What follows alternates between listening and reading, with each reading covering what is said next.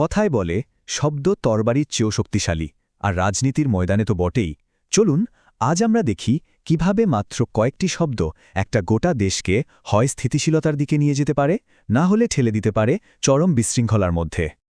ভাবুন তো, ঢাকার রাস্তায় একটা থমথমে রবিবার সকাল, চারিদিকে কেমন একটা উত্তেজনা, সাধারণ মানুষের চোখে মুখে উদ্বেগ আর অনিশ্চয়তা।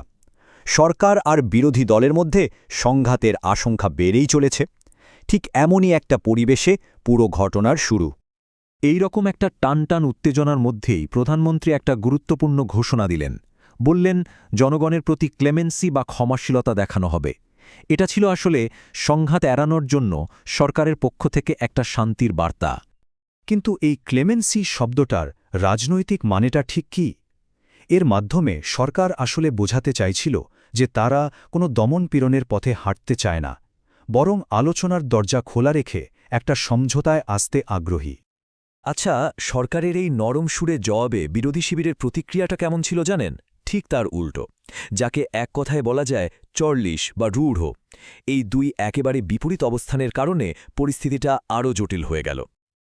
তো এই চল্লিশ আচরণের মানে কি? সহজ কথায় বলতে গেলে অভদ্র আর অসম্মানজনক ব্যবহার। বিরোধী দলের এই রকম আক্রমণাত্মক মনোভাব সরকারের সমঝোতার চেষ্টাকে শুরুতেই প্রায় নষ্ট করে দিচ্ছিল। আর এর ফল যা হওয়ার তাই হল। পুরো শহর জুড়ে ছড়িয়ে পড়ল ডিসকর্ড বা বিভেদ আর দ্বন্দ্ব। দুই পক্ষই যখন নিজেদের অবস্থানে অনড়, তখন রাজপথে সংঘাত প্রায় নিশ্চিত হয়ে উঠল। সাধারণ মানুষের নিরাপত্তা নিয়ে তৈরি হল বড়সড় ঝুঁকি। এই রকম একটা জটিল আর বিস্ফোরণমুখ পরিস্থিতিতেই একজন তরুণ নেতা এগিয়ে এলেন পরিস্থিতি সামাল দিতে। তার একটাই লক্ষ্য ছিল, যে কোনো মূল্যে এই বিশৃঙ্খলার অবসান ঘটিয়ে শান্তি ফিরিয়ে আনা। এই নেতাকে বর্ণনা করার জন্য সবচেয়ে ভালো শব্দ হল অ্যাড্রয়েড বা দক্ষ। তার রাজনীতিক বুদ্ধি, প্রজ্ঞা আর কৌশলই ছিল এই সংকট মোকাবিলার মূল হাতিয়ার। তার মিশনটা ছিল বেশ সাহসী একটা এন্ডেভার বা প্রচেষ্টা, এই বিভক্ত জনগণকে এক করে শহরে আবার স্বাভাবিক অবস্থা ফিরিয়ে আনা। কাজটা মোটেও সহজ ছিল না, কিন্তু তিনি তার লক্ষ্যে ছিলেন একেবারে স্থির। তো এবার আসল পরীক্ষার পালা। চলুন দেখি এই রাজনৈতিক ঝড়ের মধ্যে তিনি তার দক্ষতার প্রমাণ কিভাবে দেন। ঠিক সেই সময়েই একজন সাংবাদিকের লম্বা আর বেশ র্যাম্বলিং মানে অগোছালো একটা বক্তব্য পরিস্থিতিকে আরও ঘোলাটে করে দিচ্ছিল। তার কথাবার্তা মানুষের মধ্যে শুধু বিভ্রান্তি ছড়াচ্ছিল না, উত্তেজনাও বাড়িয়ে দিচ্ছিল। আর ঠিক তখনই ওই দক্ষ নেতা তার চালটা চাললেন। তিনি প্রথমে বোঝার চেষ্টা করলেন মানুষের বিভ্রান্তির মূল কারণটা কি। তারপর পুরো ঘটনাটাকে খুব সহজ ভাষায় সবার সামনে তুলে ধরে আলোচনার নিয়ন্ত্রণটা নিজের হাতে নিয়ে নিলেন। তার এই কাজটাকেই বলে আউট ম্যানিউভার করা, মানে শক্তি দিয়ে নয়, বরং বুদ্ধি আর কৌশল দিয়ে প্রতিপক্ষ বা কোনো খারাপ পরিস্থিতিকে নিজের নিয়ন্ত্রণে আনা। তার এই ডেক্সটোরাস বা নিপুণ কৌশলের ফলও মিলল হাতে নাতে। তিনি শুধু নিজের দলের কর্মীদেরই শান্ত করলেন না, সাধারণ মানুষের ভ্রান্তি দূর করে তাদের আস্থাও ফিরিয়ে আনলেন। কিন্তু রাজনীতিতে তো সবাই একরকম দক্ষ হয় না, তাই না?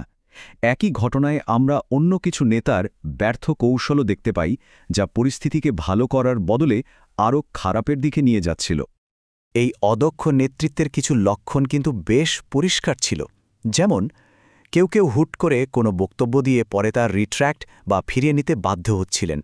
আবার কেউ কেউ আইনকে সার্কামভেন্ট বা পাশ কাটানোর চেষ্টা করে নিজেদের বিশ্বাসযোগ্যতা হারাচ্ছিলেন। আর কারো কারো পদক্ষেপ এতটাই পুনি বা দুর্বল ছিল যে তার কোনো প্রভাবই পড়ছিল না।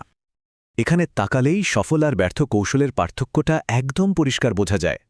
দেখুন, একদিকে অ্যাড্রয়েড বা ডেক্সট্রাস হওয়ার মতো কৌশলগুলো নিয়ন্ত্রণ, শান্তি আর সম্মান নিয়ে আসছে, আর অন্যদিকে রিট্র্যাক্ট বা সার্কামভেন্টের মতো ভুল পদক্ষেপগুলো শুধু বিভ্রান্তি, অবিশ্বাস আর ব্যর্থতায় ডেকে আনছে।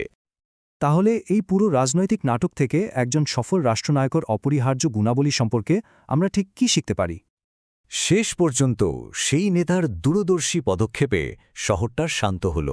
আর এই ঘটনাই আমাদের সবচেয়ে বড় যে শিক্ষাটা দিল, তা হল শান্তি প্রতিষ্ঠার জন্য শুধু শক্তি বা ক্ষমতা থাকলেই চলে না, দক্ষতারও প্রয়োজন হয়। সঠিক সময়ে সঠিক কৌশলই আসল পার্থক্য গড়ে দেয়। সুতরাং একজন সফল রাষ্ট্রনায়কের টুলকিটে কয়েকটা জিনিস থাকা কিন্তু জরুরি। যেমন ক্ষমা করার মতো প্রজ্ঞা, সংকট সামলানোর মতো দক্ষতা, নিখুঁতভাবে কাজ করার ক্ষমতা আর প্রতিপক্ষকে কৌশলে সামলানোর মতো চতুরতা। এগুলোর সমন্বয় থাকলেই সংকটকে সম্ভাবনায় পরিণত করা যায়। শেষ করার আগে একটা প্রশ্ন রেখে যাই। আজকের এই জটিল রাজনীতিতে টিকে থাকার জন্য একজন নেতার কাছে শুধু শারীরিক বা বাহ্যিক শক্তির চেয়েও বুদ্ধি, কৌশল আর চতুরতা কি বেশি মূল্যবান নয়? ব্যাপারটা কিন্তু ভেবে দেখার মতো।